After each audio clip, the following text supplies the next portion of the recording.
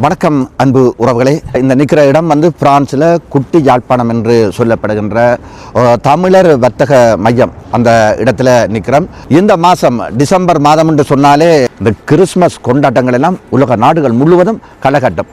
அந்த வகையில் பிரான்சிலையும் தமிழர் வர்த்தக மைய இடத்துல முதல் தடவையாக பிரான்ஸ் தமிழர் வர்த்தக சங்கம் இந்த நத்தர் கொண்டாட்டம் வெகு விமர்சையாக நடத்த இருக்கிறது. அதாவது இந்த மாதம் 17ஆம் தேதியிலிருந்து 21ஆம் தேதி வரை 5 நாட்களும் ஆட்டம் பாட்டம் கொண்டாட்டம் என இந்த இடத்துல வெகு விமர்சையாக நடத்த இருக்கின்றோம்.